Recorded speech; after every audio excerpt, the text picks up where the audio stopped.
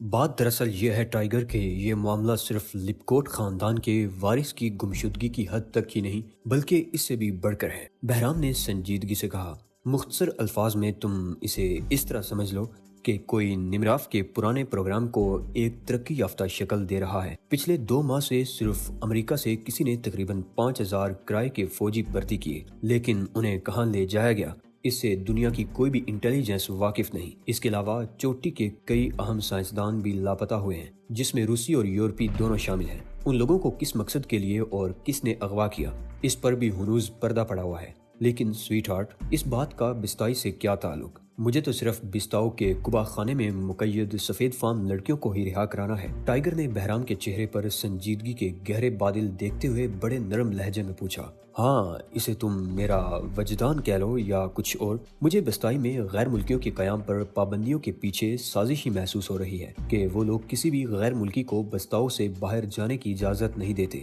آخر کیوں؟ بس یہی بات مجھے کھٹکتی ہے۔ اس لیے میں چاہتا ہوں کہ تم لاگوس کے ذریعے بستائی میں داخل ہونے کے بجائے تانگا کا دشوار گزار راستہ اختیار کرو۔ وہاں چند لوگ تمہارے منتظر ہیں، وہی کزان تک تمہاری رہنمائی کریں گے۔ یہی وجہ تھی کہ ٹائیگر اب ان دشوار گزار راستے پر محو سفر تھا۔ تانگا میں ان کی ملاقات 3 افراد سے ہوئی تھی۔ ان میں یہ ڈرائیور بھی شامل تھا جس نے اسے بستاؤ تک پہنچانے کی ذمہ داری اٹھائی تھی۔ شام دھیرے دھیرے اتر رہی تھی۔ اب ٹھکانوں کی طرف محو پرواز پرندوں کے شور سے فضا میں عجیب سی نغمگی پیدا ہو رہی تھی۔ آسمان پر اڑتے پرندوں نے اس کے سر پر ایک چادر سی تان دی تھی۔ ٹائیگر اس منظر سے متاثر ہوئے بغیر نہ رہ سکا۔ اس نے مسکراتے ہوئے آسمان کی طرف دیکھا۔ شاید فطرت کا ایسا حسن صرف افریقہ ہی میں ملتا ہے بوانا، ڈرائیور نے مسکراتے ہوئے کہا۔ اس کے لہجے میں فخر کا احساس نمایاں تھا۔ ٹائیگر نے کھڑکی سے چہرہ اندر کرتے ہوئے اس کی طرف دیکھا۔ دوران سفر یہ پہلا موقع تھا کہ نیگرو نے اسے مخاطب کیا تھا۔ شاید، ٹائیگر مسکراتے ہوئے بولا، لیکن حسن ہر جگہ ہوتا ہے دوست، لیکن اسے صرف دل کی آنکھ سے دیکھا جا سکتا ہے۔ ویسے یہ تو بتاؤ، ہمیں اب اور کتنا سفر طے کرنا ہے؟ ہم اب تک 200 میل کا سفر طے کر چکے ہیں بوانا۔ یہاں سے بستائی کا گھنا جنگل 10 میل ہے، نیگرو نے سنجیدگی سے کہا۔ اب اس کے چہرے پر پھر وہی پہلے کسی کیفیت طاری ہو گئی تھی۔ اس کا چہرہ ہر قسم کے جذبے سے عاری نظر آنے لگا تھا۔ اس کی آنکھیں ونڈ سکرین پر جم گئی تھی۔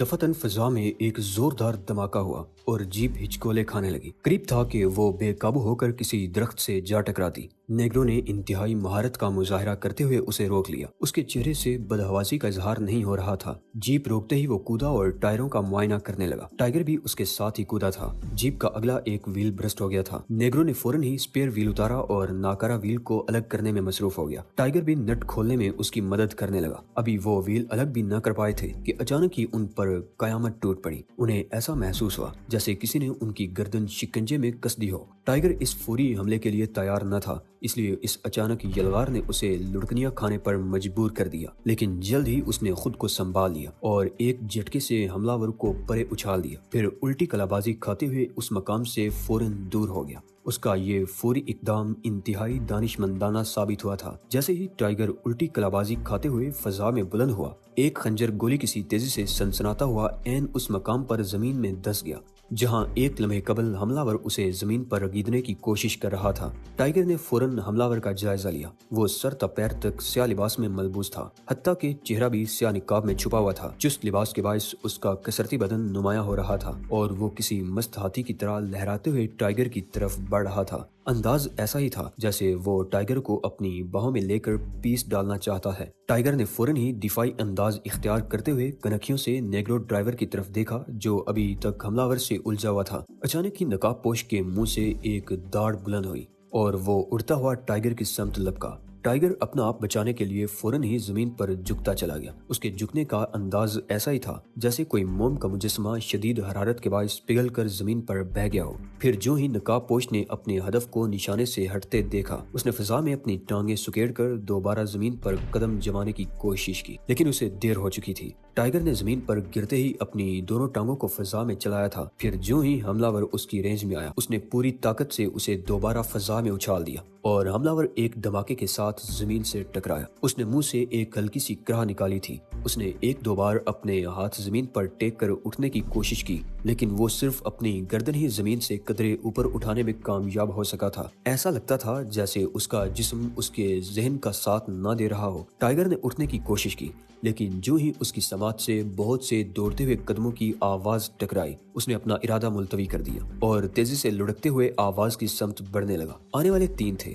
ٹائیگر کو لڑکتا دیکھ کر وہ ایک لمحے کے لیے ٹھٹک گئے۔ غالباً وہ فیصلہ نہیں کر پا رہے تھے کہ انہیں کیا کرنا چاہیے۔ انہوں نے ٹائیگر کو زخمی سمجھ کر حملہ کرنے کا ارادہ ملتوی کر دیا، لیکن دوسرے ہی لمحے انہیں اپنے اس فیصلے پر پچھتانا پڑا۔ آگے آنے والے دونوں نقاب پوش اوہ کی آواز نکالتے ہوئے ایک ساتھ ہی جھکے تھے۔ ان کے دونوں ہاتھ اپنی ناف سے کچھ نیچے جمے ہوئے تھے۔ ان کے جھکنے کا انداز ایسا ہی تھا جیسے وہ کسی کو تعظیم دے رہے ہوں۔ ان کے عقب میں آنے والا اپنے ساتھیوں کا حشر دیکھ کر ایک دم رک گیا، لیکن اس کا رکنا ایک لمحاتی عمل تھا۔ دوسرے ہی لمحے اس نے ٹائیگر پر چھلانگ لگا دی، جو اب اپنے پیروں پر کھڑا اس کے حملے کا منتظر تھا۔ ٹائیگر نے حملہ کو اپنے ہاتھوں پر روکا اور اٹھا کر نیچے گرے ہوئے اس کے دونوں ساتھیوں پر پٹخ دیا، لیکن حملہ حیرت انگیز پھرتی کا مظاہرہ کرتے ہوئے فوراً ہی الٹی کلابازی کھا کر ٹائیگر سے دور ہو گیا۔ اب اس کے انداز میں احتیاط تھی اور وہ محتاط انداز میں ٹائیگر کا جائزہ لے رہا تھا۔ وہ سمجھ چکا تھا کہ اس کا مد مقابل کوئی اناڑی آدمی نہیں ہے بلکہ فائٹر ہے۔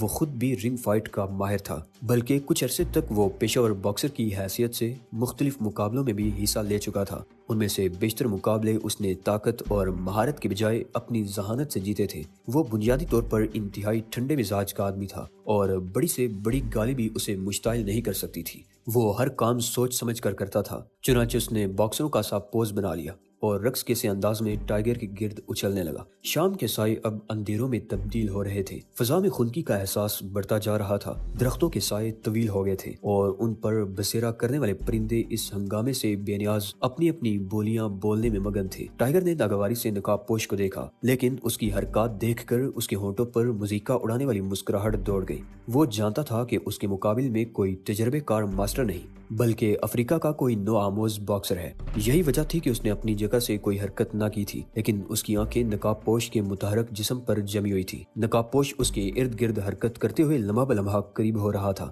لیکن اس نے اب تک حملہ کرنے کی کوئی کوشش نہ کی تھی۔ اگر اس کے چہرے پر نقاب نہ ہوتی تو شاید ٹائیگر بھی اس کے ہونٹوں پر کھیلتی مسکراہٹ دیکھنے میں کامیاب ہو جاتا، جو کسی بھی مخالف کو مشتعل کرنے کے لیے کافی تھی۔ لیکن سیاہ نقاب نے اس کے چہرے کے ہر تاثر کو پوشیدہ کر رکھا تھا۔ اس نے رقص کرتے ہوئے ٹائیگر اور اپنے درمیان فاصلے کو مزید کم کیا اور بجلی کی سی تیزی سے ٹائیگر کی طرف لپکا۔ ٹائیگر کے دونوں ہاتھ بھی میکانیکی انداز میں اس کے چہرے کا دفاع کرنے اور حملہ ور کو جواب دینے کے لیے اٹھ گئے۔ وہ جانتا تھا کہ ہر باکسر کی فطری طور پر یہی خواہش ہوتی ہے کہ وہ مقابل کے چہرے کو نشانہ بنائے، اور اس کے سامنے بھی ایک باکسر تھا۔ پھر جو ہی فاصلہ کم ہوا، ٹائیگر یہ دیکھ کر حیران رہ گیا کہ وہ اس پر حملہ کرنے کے بجائے لڑکھڑا کر نیچے گر رہا ہے۔ اس کے گرنے کا انداز ایسا ہی تھا جیسے اچانک ہی اس کا پیر رپٹ گیا ہو، لیکن جلد ہی ٹائیگر کو اس کے لڑکھڑانے کی وجہ معلوم ہوگی۔ نقاب پوش نے انتہائی پھرتی سے سویپ کرتے ہوئے اس کی ٹانگ پر ضرب لگانے کی کوشش کی تھی۔ ٹائیگر نے تیزی سے پیچھے ہٹنے کی کوشش کی، لیکن اسے دیر ہو چکی تھی۔ نقاب پوش ٹائیگر کو دھوکہ دینے میں کامیاب ہو چکا تھا۔ ٹائیگر کو یہی محسوس ہوا جیسے اس کی پنڈلی پر قیامت ٹوٹ پڑی ہو۔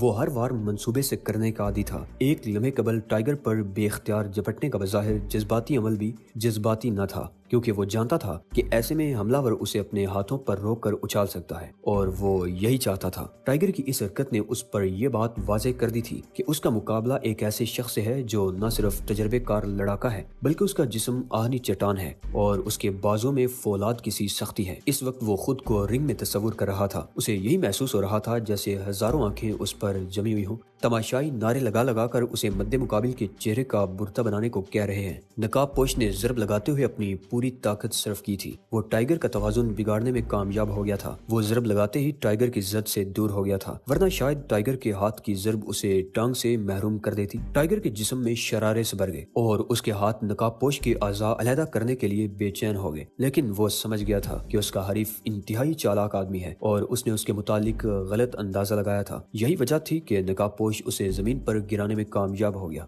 دفعتاً اس کے کانوں میں اوشان کے کہے ہوئے الفاظ گونجنے لگے: اپنے حریف کو کبھی بھی خود سے کمتر اور کمزور نہ سمجھنا ٹائیگر، اور ہمیشہ بانس کی مثال اپنے سامنے رکھنا جو انتہائی کمزور اور پتلا ہونے کے باوجود بھی بڑے سے بڑے طوفان کا مقابلہ کرتا ہے، جبکہ مضبوط سے مضبوط تر درخت اپنی جگہ سے اکھڑ جاتے ہیں۔ اسے ایسا لگا جیسے اوشان قریب کھڑا اسے خشمگی نگاہوں سے دیکھ رہا ہو۔ سوری لٹل فادر، اس نے ندامت سے کہا، اب ایسا نہیں ہوگا۔ اس نے کچھ فاصلے پر کھڑے نقاب پوش پر نظریں جما دی، پھر اسے قبل کہ ٹائیگر اس کی طرف بڑھتا فضا ایک تیز سیٹی سے گونج اٹھی۔ سیٹی اتنی تیز تھی کہ پرندے بھی اپنے پر پھڑپڑاتے ہوئے درختوں سے اڑ گئے۔ اسی لمحے ٹائیگر کو اپنے عقب میں بہت سے دوڑتے ہوئے قدموں کی آواز سنائی دی۔ اسے ایسا محسوس ہوا جیسے بہت سے لوگ عقب سے اس پر حملہ آور ہونے کے لیے آ رہے ہوں۔ اس احساس کے ساتھ ہی اس کی عضلات سخت ہونا شروع ہو گئے۔ اب اس کا ایک ایک عضو موت کا ہڑکارا بننے کو تیار تھا، لیکن اس نے پلٹ کر نہ دیکھا بلکہ اس کی نگاہیں سامنے کھڑے حریف پر جمی ہوئی تھی، جو ایک بار پھر رقص کے سے انداز میں جھوم رہا تھا، لیکن اب وہ فاصلہ کم نہیں کر رہا تھا۔ اس وقت اس کے اور ٹائیگر کے درمیان تقریباً 25 قدم کا فاصلہ تھا۔ وہ جانتا تھا کہ اس کی طرح اس کا حریف بھی یہ فاصلہ ایک جست میں طے نہیں کر سکتا۔ سیٹی دوبارہ بلند ہوئی۔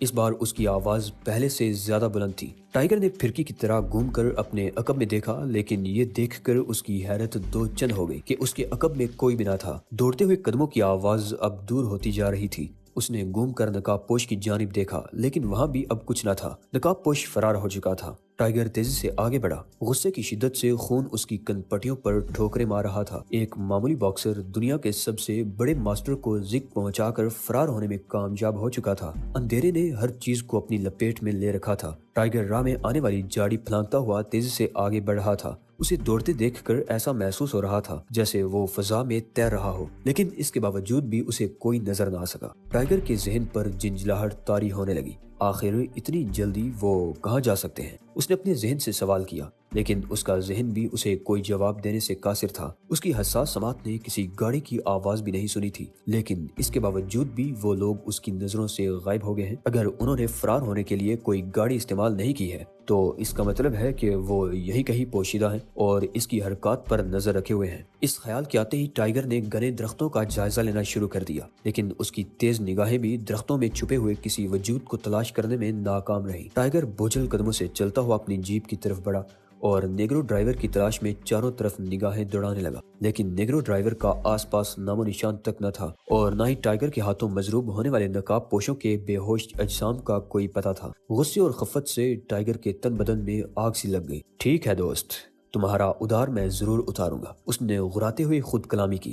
اس وقت اس کے لہجے میں صفاقی تھی اور اس کی حالت کسی زخمی شیر جیسی ہو رہی تھی۔ عبیدے دونوں ہاتھ پشت پر باندھے مسلسل ٹہل رہا تھا۔ اس کے انداز میں بے چینی تھی اور چہرے پر گہری تشویش کے سائے لہرا رہے تھے۔ وہ 50 سال کا ہونے کے باوجود کسرتی جسم کا مالک تھا۔ مسلسل ورزش اور شراب سے پرہیز نے اس کی صحت کو قابل رشک بنا دیا تھا۔ اس کے مضبوط اعضاء اور جریوں سے پاک چہرہ دیکھ کر کوئی بھی یہ نہیں کہہ سکتا تھا کہ وہ اتنی عمر کا ہوگا۔ وہ اور کرنل ولیم اوڈی بستائی کے واحد آدمی تھے جنہوں نے امریکہ کے اعلیٰ فوجی اداروں سے عسکری تعلیم حاصل کی تھی۔ اس کا تعلق ہوسا قبائل سے تھا، جس نے سفید فاموں کی مدد سے لونیوں کو کچلا تھا اور انہیں 2 پہاڑوں میں پناہ لینے پر مجبور کر دیا تھا، جبکہ اوڈی دوگلی نسل سے تعلق رکھتا تھا۔ اس کا باپ ایک امریکی تھا اور ماں لونی، لیکن اس کے باوجود بھی ان دونوں کی دوستی مثالی سمجھی جاتی تھی۔ ان دونوں نے مل کر ہی سفید فام تاجروں کے خلاف جدوجہد کی تھی۔ عبیدے نے ہوسا اور اوڈی نے لونیوں کو منظم کیا تھا۔ انہوں نے سفید فاموں کے خلاف ایسے ناقابل فراموش کارنامے انجام دیے تھے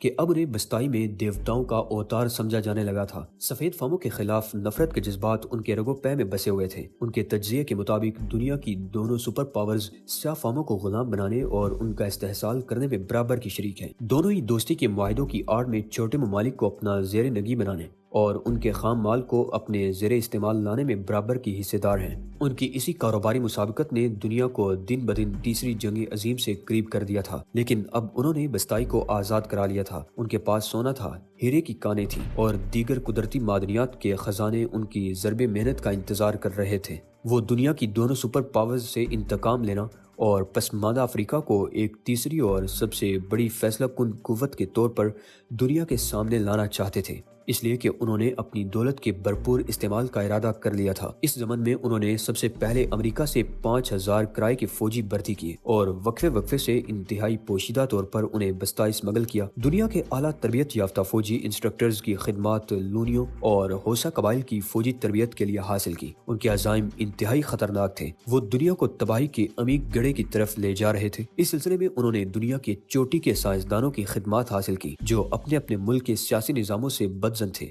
اب وہ بستائی کے مختلف علاقوں میں قائم لیبارٹریوں میں انتہائی مہلک اسلحہ تیار کرنے میں مصروف تھے۔ عبیدے ٹہلتے ہوئے رکا۔ اس نے دروازے کی سمت گھورا اور دوبارہ ٹہلنے لگا۔ ٹہلتے ہوئے وہ کمرے کے وسط میں پڑی ایک بڑی آبنوسی ٹیبل کے سامنے رکا۔ ٹیبل پر رکھے سنگ مرمر کے سگار کیس سے ایک سگار منتخب کیا اور دراز سے طلائی لائٹر نکال کر سگار کو شعلہ دکھایا اور ہلکے ہلکے کش لینے لگا۔ دفعتاً دروازے پر آہٹ ہوئی۔ عبیدہ نے گردن گھما کر دروازے کی سمت دیکھا۔ کرنل ولیم اوڈی مسکراتے ہوئے کمرے میں داخل ہو رہا تھا۔ آؤ اوڈی، میں تمہارا ہی منتظر تھا، عبیدہ نے اسے کرسی پر بیٹھنے کا اشارہ کرتے ہوئے کہا۔ کرنل اوڈی نے ایک طویل سانس لی اور کرسی پر پھیل گیا۔ وہ بھی عبیدہ کا ہم عمر تھا، لیکن اپنی صحت اور جسامت کے لحاظ سے کسی بھی طرح عبیدہ سے کم نہ تھا۔ اس کا رنگ سرخی مائل تھا، لیکن چہرے کے خد و خال موٹے موٹے سے تھے، جو اس بات کی دلالت کر رہے تھے کہ وہ مقامی ہی ہے۔ دوسرے لفظوں میں اس کا چہرہ مغرب و مشرق کا امتزاج تھا۔ اس نے آنکھیں بند کر کے کرسی کی پشت گاہ سے ٹیک لگا لیا اور اپنے ہاتھوں کی انگلیوں سے بالوں میں کنگھی کرنے لگا۔ اس کے چہرے سے تھکاوٹ کا اظہار ہو رہا تھا، جیسے وہ انتہائی مصروف دن گزار کر آیا ہو۔ عبیدہ خاموشی سے اسے تکتا رہا۔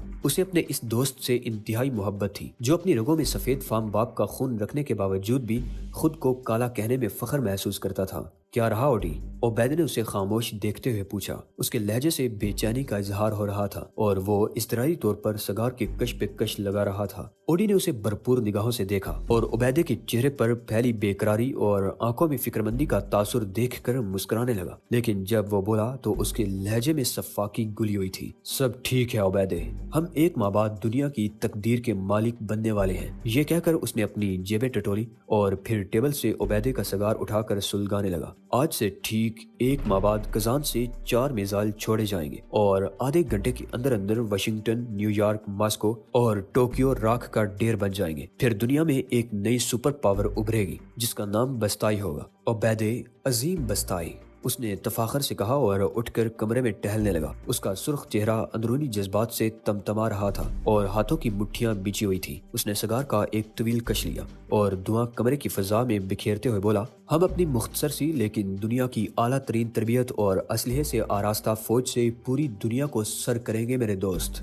ہم کالے پوری دنیا میں فتح اور قہر کی علامت کے طور پر پہچانے جائیں گے، جس طرح کبھی چنگیز اور ہلاکو ایشیا کے لیے تھے۔ اس کی آنکھیں بند تھیں اور وہ خوابناک لہجے میں بول رہا تھا۔ ان کا منصوبہ واقعی بڑا خطرناک تھا۔ وہ اپنی محرومیوں کا انتقام لینے کے لیے دنیا کو تباہی کی طرف لے جانا چاہتے تھے۔ اگر ان کا یہ مذموم منصوبہ کامیاب ہو جاتا ہے تو کروڑہا انسان موت کی نیند سو جائیں گے۔